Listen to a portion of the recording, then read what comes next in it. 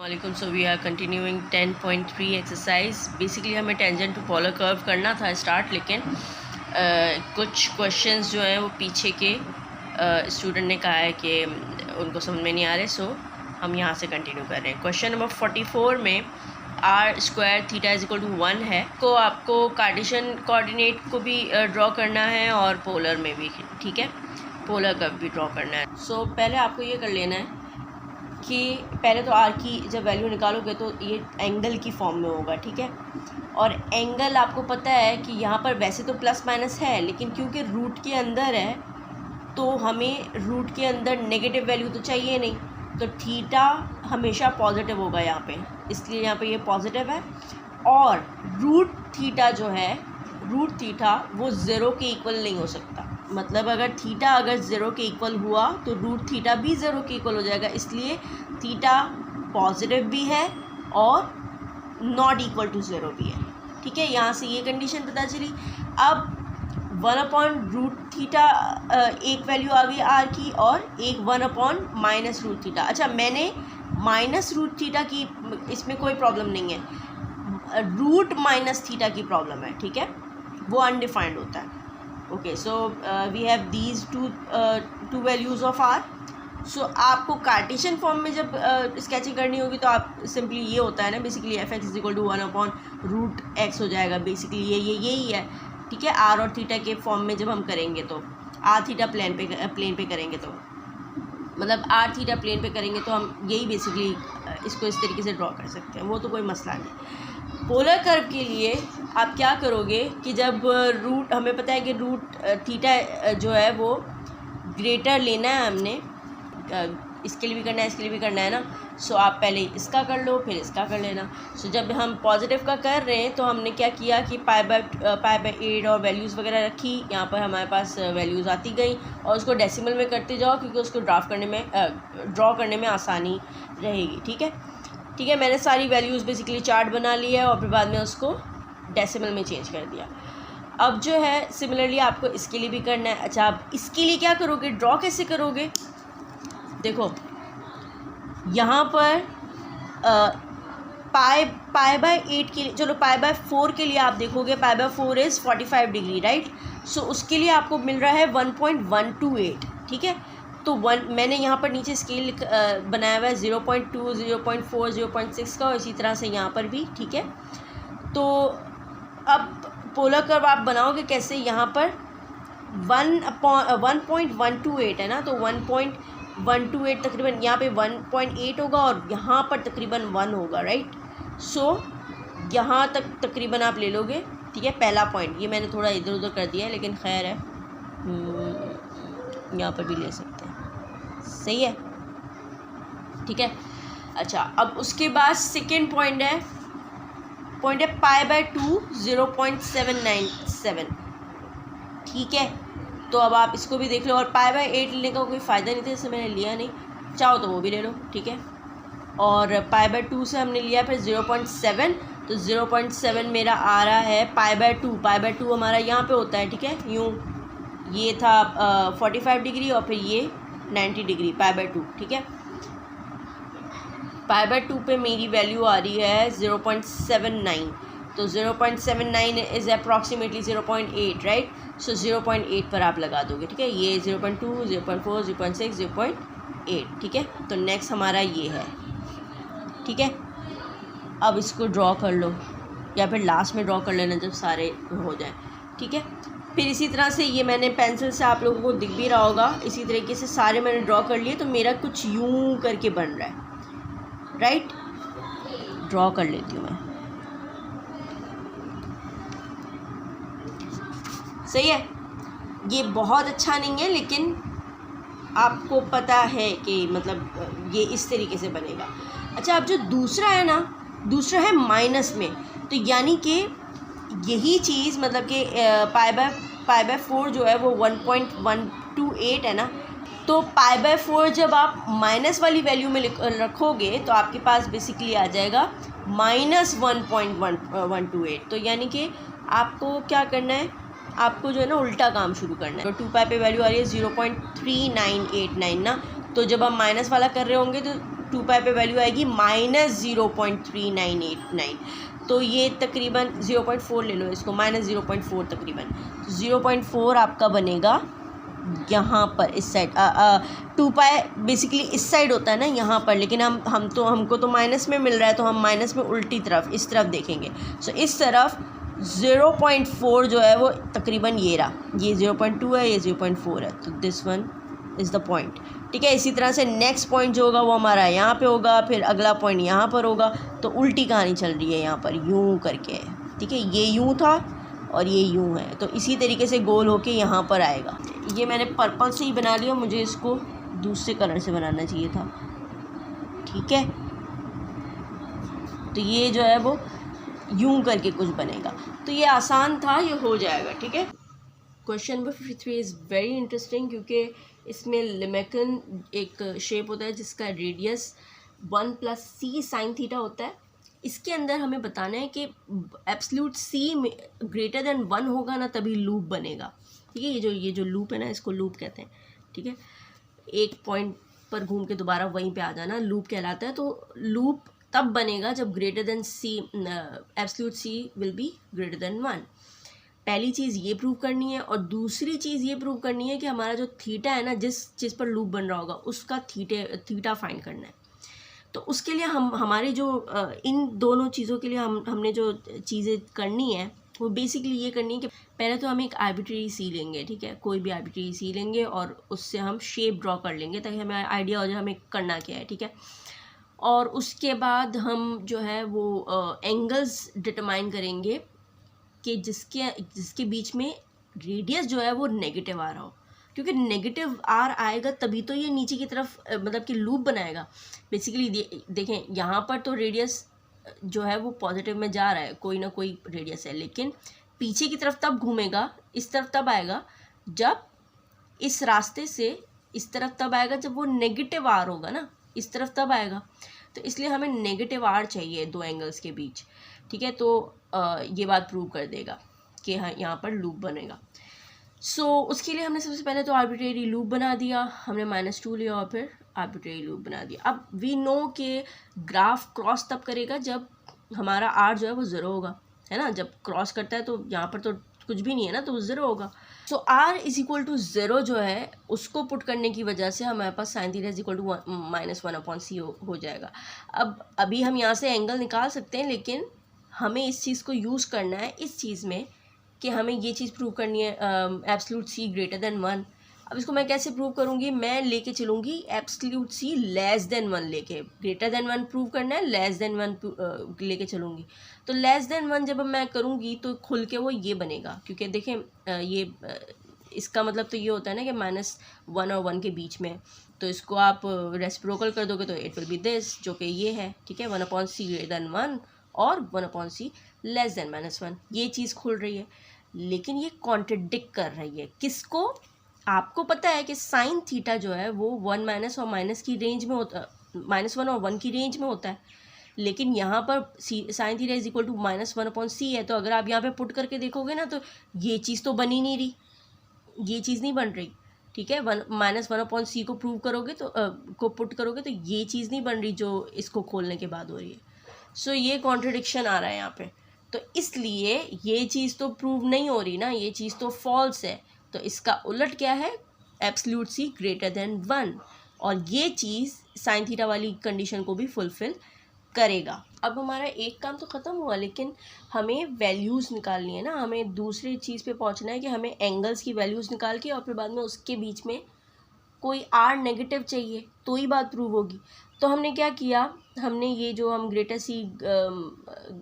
Absolute c greater than 1 लेके चल रहे थे उसको हमने खोल दिया, ठीक है। तो दो कंडीशंस बन रही हैं, एक में -1 ग्रेटर देन c है और एक में c ग्रेटर देन 1 है, तो दो केसेस हैं ये। तो एक को तो आपने ऐसे लिख दिया, ठीक है, c less than -1 greater than c या c लेस देन -1 एक ही बात होती है, ठीक है।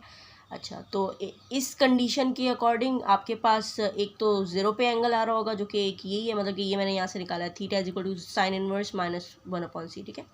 तो एक तो यही एंगल होगा। अब फॉर एग्जांपल जैसे अगर आप c आपने -2 लिया हुआ है तो it will be sin inverse this one ना 1/2 बन जाएगा और ये होता है इक्वल π/6 के। अच्छा ये हम एग्जांपल ले रहे हैं, ठीक है, क्योंकि आर्बिट्रेरी सी हमने लिया हुआ था।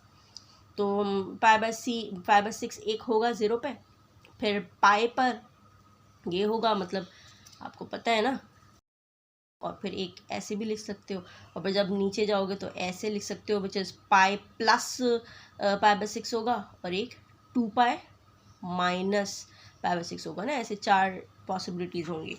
तो ये 2 तो मैंने बता दी, और बाकी ये 2 यहाँ पर जब c ग्रेटर देन 1 होगा, ठीक है। तो अब हम महसूस कर रहे हैं, देख लें, पाई में प्लस हुआ है और फिर 2π में माइनस हुआ है, ओके, पाई से माइनस, ओके। सो अब हमारे पास चीज़ ये है कि ये दोनों केसेस के बीच में हमें r जो है वो नेगेटिव मिल रहा है, ठीक है, r नेगेटिव मिल रहा है, तभी तो लूप बन रहा है। सो देखिए ना, हमारा रेडियस जो है वो नेगेटिव जा रहा है, तभी हमें जो है वो ये चीज़ लूप हमें मिल रहा है, ठीक है। सो हमारी ये बात प्रूव हो गई। This means that there exist a loop, that's it. ये बहुत इंटरेस्टिंग क्वेश्चन था। So now next question is, ये वो सारी चीज़ें थी जो कि स्टूडेंट ने बोली थी। सो अब हम टेंजेंट टू पोलर कर्व की तरफ आते हैं, जो कि क्वेश्चन नंबर 55 से सो ऑन, मतलब 77 तक है। सो 55 से 60 में आपको बेसिकली क्या करना है, find the slope of the tangent line to the curve to the given polar curve at the point specified by the value of theta. इसमें करना ये है कि आपको जो है ना, जिस तरह से आप लोग टेंजेंट जो स्लोप नहीं निकालते थे, आप लोग dy/dx निकालते थे, और उसके बाद जो है वो dy/dx निकाल के उसके अंदर गिवन पॉइंट पुट कर लेते थे और आपके पास स्लोप आ जाता था। इसके अंदर आपको बेसिकली एक फार्मूला भी होता है, विच इज़ दिस वन, मतलब हुआ ड्राइव्ड उसी से है कि x हमने निकाला और फिर y से निकाला, लेकिन ये है फार्मूला dy/dx का कि dr/dθ, मतलब यहाँ पर है ना, आपका सिर्फ आपको r की ज़रूरत होगी, तो बस r को थीटा से के रिस्पेक्ट से आप डेरिवेटिव निकाल के यहाँ पे भी लिखोगे, यहाँ पे भी लिखोगे, और फिर सॉल्व कर लोगे इस फॉर्मूले में रख के। तो ये एक फॉर्मूला है। इसके अलावा आप बेसिकली नॉर्मली भी कर सकते हो कि मतलब क्या करोगे, r दिया हुआ है ना आपको, तो x जो आपको पता है कि x इक्वल होता है r cos थीटा के और y इक्वल होता है r sin थीटा के। तो r आपको दिया हुआ है, उसके अंदर r पुट करोगे और फिर dx/d थीटा निकालो और dy/d थीटा निकालो, और फिर उनको डिवाइड कर दो आपस में, dy/dx निकाल लो, तो उधर से d थीटा वाली चीज़ें मतलब कि सॉल्व हो जाएंगी, उधर से dy/dx, फिर उधर से dy/dx निकल आएगा। तो जब dy/dx निकाल लो ना, चाहे फॉर्मूले से चाहे ये वाले तरीके से, फिर आपको उसके अंदर एंगल को पुट करना है, विच इज़ ये 55 क्वेश्चन में π/6 है। सो π/6 को आप जब पुट करोगे तो you will get the tangent slope, ठीक है, टेंजेंट लाइन स्लोप आपको मिल जाएगा, जो कि आपको इस क्वेश्चन में चाहिए, ठीक है। तो 55 से 60 आपके सारे वही हलवे वाले काम है। क्वेश्चन नंबर 61 से 64 में आपको ये करना है कि आपको हॉरिजॉन्टल टेंजेंट और वर्टिकल टेंजेंट लाइन फाइंड करनी है। तो इसमें आप पहले क्या करते थे, पहले आप ये करते थे कि dy/dt निकालते थे, उसको 0 के इक्वलेट रख देते थे, तो आपका हॉरिजॉन्टल लाइन आ जाती थी टेंजेंट लाइन, और dx/dt करते थे तो आपके 0 के इक्वलेट करते थे तो आपके पास वर्टिकल लाइन आ जाती थी। तो यहाँ पे भी यही करना है, ठीक है। आप यहाँ पर ये भी कर सकते हैं कि dy/dx निकाल रहे हो, अगर दोनों मतलब dy/dx निकाल रहे हो, सो dy/dx में आपका अगर आंसर में 0 कुछ भी आता है, लाइक 0/4 आता है, तो इसका मतलब ये है कि tangent line is horizontal line, ठीक है, टेंजेंट इज़ हॉरिजॉन्टल लाइन। और इसी तरह से अगर कुछ भी /0 आता है तो टेंजेंट इज़ वर्टिकल लाइन, ठीक है। ये करना है, ये सिंपल सी बात है। अब इन्हीं सारी चीज़ों को, इन्हीं सारे कॉन्सेप्ट को यूज़ करते हुए हम क्वेश्चन नंबर 65 और 66 करने जा रहे हैं, ठीक है। क्वेश्चन नंबर 65 में आपसे पूछा है, show that the polar equation r = a sin theta plus b cos theta where ab is not equal 0, ठीक है। इनका प्रोडक्ट, ए बी का प्रोडक्ट जो है वो 0 के इक्वल नहीं है, मतलब कि नॉन ज़ीरो है, represents circle and find the centre and radius. Basically आपको जो है ना, यहाँ पर आपको सर्कल की इक्वेशन चाहिए, मतलब कि आपको पता है ना, आपको सेंटर और रेडियस फाइंड करना है ना, तो सर्कल का, तो आपको पता है ये आपने बचपन में ही पढ़ लिया था, है ना।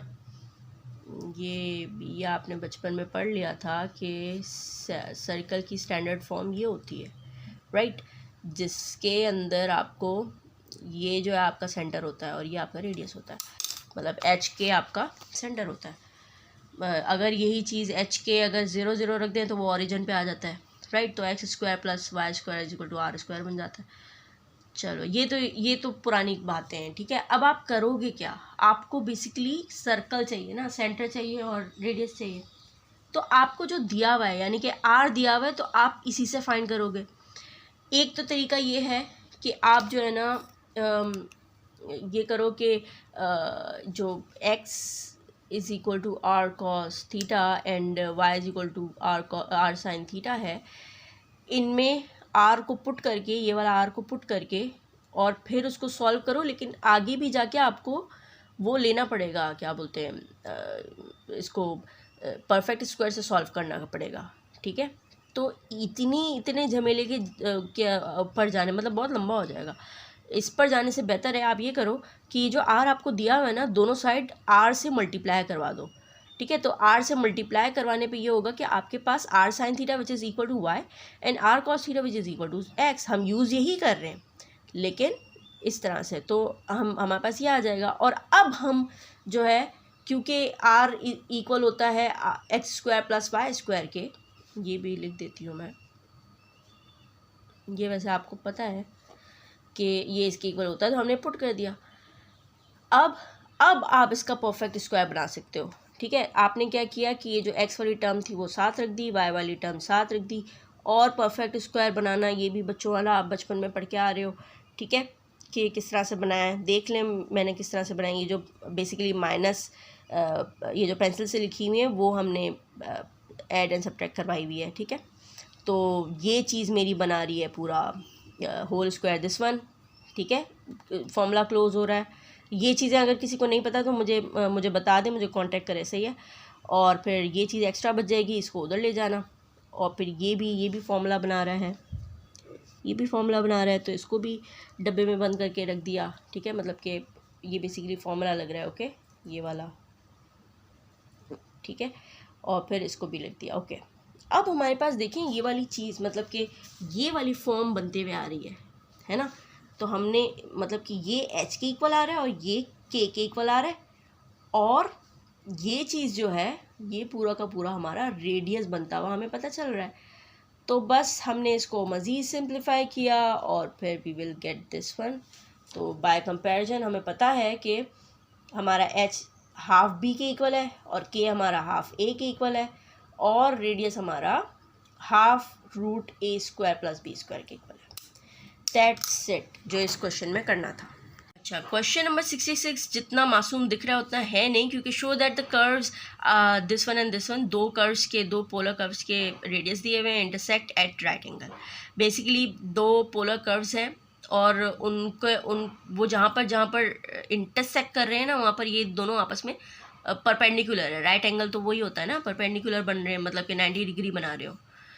तो इस चीज़ को प्रूव करने के लिए हम क्या करेंगे, हम इसकी थीम ये बेसिकली ये होगी कि हमें इनके सबसे पहले तो इंटरसेक्शन पॉइंट निकालने पड़ेंगे, और फिर इंटरसेक्शन पॉइंट के थ्रू हम इनको एंगल्स को बेसिकली हम पता कर लेंगे कि टेंजेंट कहाँ पे बन रहा है। तो जहाँ पर इनके टेंजेंट परपेंडिकुलर होंगे ना, तो हमें पता चल जाएगा, मतलब ये बात प्रूव हो जाएगी, ठीक है। इनके टेंजेंट परपेंडिकुलर होने चाहिए। और टेंजेंट परपेंडिकुलर कब होंगे, जब एक हिस्सा, मतलब एक चीज़ जो है एक सर्कल का मतलब कि एक पोलर कर्व जो है वो वर्टिकल बना रहा हो तो दूसरा हॉरिजॉन्टल बना रहा हो, और जहाँ पर जिस पॉइंट पर हॉरिजॉन्टल वो बना रहा हो, मतलब कि दोनों एक दूसरे का ऑपोजिट होने चाहिए। एक जगह हॉरिजॉन्टल टेंजेंट होना चाहिए और एक जगह वर्टिकल टेंजेंट होना चाहिए। मतलब मैं ये बात कर रही हूँ, एक जगह हॉरिजॉन्टल टेंजेंट होना चाहिए और एक जगह वर्टिकल होना चाहिए, तभी तो इनके बीच में 90 डिग्री बनेगा, ठीक है। तो बस आपने ये करना है कि इंटरसेक्शन फाइंड करना है। अब इंटरसेक्शन कैसे फाइंड करोगे आप, एक तो यही तरीका है कि आप दोनों को इक्वल कर दो तो आपके पास π/4 आ जाएगा, ठीक है, टेंजेंट थीटा बन के, और फिर π/4, और 5 π/4 इज़ द अनदर पॉसिबिलिटी, लेकिन हमें इसकी ज़रूरत नहीं है, हमें π/4 काफ़ी है। और दूसरे के लिए हम बेसिकली ये लोग पोल से स्टार्ट हो रहे होंगे ना, तो पोल से स्टार्ट होंगे तो वो 0 होगा, R 0 होगा, तो इसलिए हमने वो रख के देख लिया है। ठीक है, दोनों इक्वेशंस में रखा तो एक आंसर दे रहा है 0, ठीक है, और पॉसिबिलिटी पाई भी है, और दूसरा आंसर दे रहा है π/2 और पॉसिबिलिटी 3π/2 भी है। ठीक है, तो मतलब मैंने एक बार साइन थीटा में रख के देखा और एक बार कॉस थीटा में रख के देखा, R को 0। ठीक है, तो ये 3 चीज़ें हैं हमारे पास, 0, π/2 एंड π/4। सही है। साइन थीटा मतलब ये वाले कर्व के लिए π/4 एंड 0, और कॉस थीटा के लिए π/4 एंड π/2। तो बस हमने क्या करना है कि to find slope of the tangent at 2 points of intersection, हम क्या करेंगे, π/4 को साइन थीटा वाले एंगल में रखेंगे, और फिर बाद में dy/dx के थ्रू वही वो जो टेंजेंट हमें फाइंड करने का तरीका पता चला है ना, ये फॉर्मूला है, हमने टेंजेंट पता कर लिया कि a/0 आ रहा था, तो हम समझ गए भाई नीचे 0 आ रहा है, ऊपर a है, तो वर्टिकल लाइन पे बन रहा है टेंजेंट। और जब हमने पाई मतलब कि थीटा जो है हमने 0 रखा, तो हमारे पास ये चीज़ आ रही है, मतलब कि ऊपर 0 आ रहा है, यानी कि हॉरिजॉन्टल लाइन पे टेंजेंट है। तो ये एक चीज़ हो गई। और फिर बाद में हमने देखा कि जब हमने कॉस वाले को रख के देखा, तो π/4 पे जो है वो ऊपर 0 आ रहा है, और इसी तरह से π/2 पे नीचे हॉरिजॉन्टल मतलब कि वर्टिकल बन रहा है। दोनों ही पॉइंट्स पर अलग अलग मतलब एक एंगल पर हॉरिजॉन्टल वर्टिकल आ रहे हैं। ठीक है, तो इसका मतलब है कि जो है वो they both are perpendicular to each other. दोनों सर्कल जो है वो बेसिकली ऐसे बन जाएंगे, तकरीबन ऐसे, कि मतलब एक ऐसे बन रहा है और दूसरा ऐसे बन रहा है। ठीक है, तो दोनों के दोनों परपेंडिकुलर है। Okay, that's it. So that was all about 10.3। ठीक है।